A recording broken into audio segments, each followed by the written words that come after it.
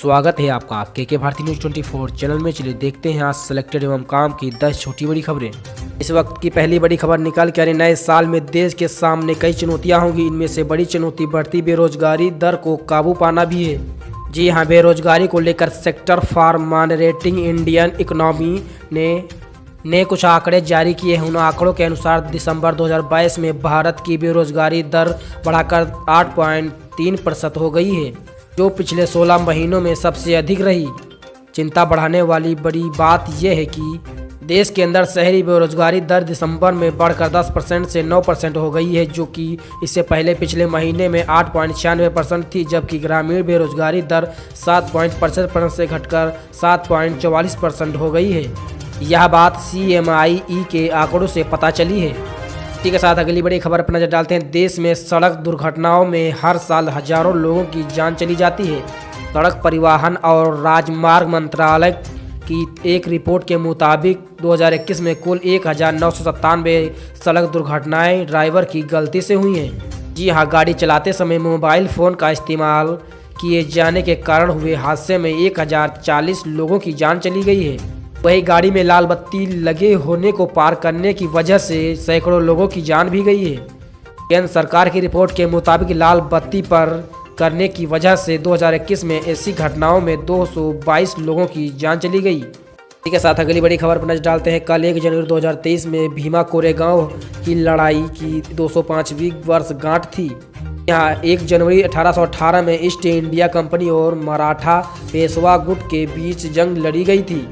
जी हाँ, हर वर्ष लड़ाई की वर्षगांठ पर श्रद्धांजलि अर्पित करने के लिए पुणे के कोरेगांव भीमा में लोगों की भीड़ जय स्तंभ पर इकट्ठा होती है।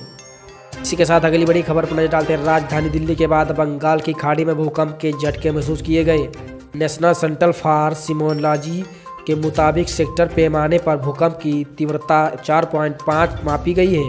हालांकि भूकंप के कारण किसी तरह का कोई नुकसान नहीं हुआ है। भूकंप के झटके सुबह लगभग 11 बजे महसूस किए गए। इसमें से पहले सुबह के समय दिल्ली में नए साल की शुरुआत के पहले दिन यह दूसरा भूकंप है।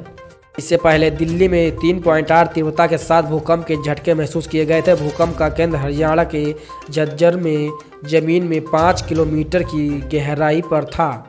इसी के साथ अगली बड़ी खबर पर नजर डालते हैं। जैन समुदाय के लोग झारखंड में स्थित पार्श्वनाथ पहाड़ी का पर्यटन स्थल घोषित करने के साथ राज्य सरकार के फैसले का विरोध कर रहे हैं।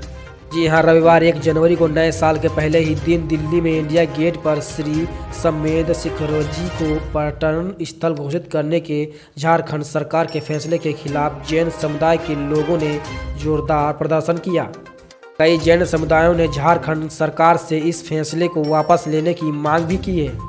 इसी के साथ अगली बड़ी खबर पर नजर डालते हैं। मुंबई पुलिस ने शहर में नए साल के जश्न के दौरान शराब पीकर गाड़ी चलाने वाले आरोप में 156 और बिना हेलमेट पहने मोटरसाइकिल चलाने के आरोप में 2465 लोगों को पकड़ा और चालान किया। जी हाँ, न्यू ईयर जश्न के दौरान लोगों की सुरक्षा के लिए शहर में बड़ी संख्या में पुलिसकर्मियों को तैनात किया गया था और यातायाती नियमों का उल्लंघन करने वालों को पकड़ने के लिए शनिवार देर रात से रविवार तड़के तक अभियान चलाया गया।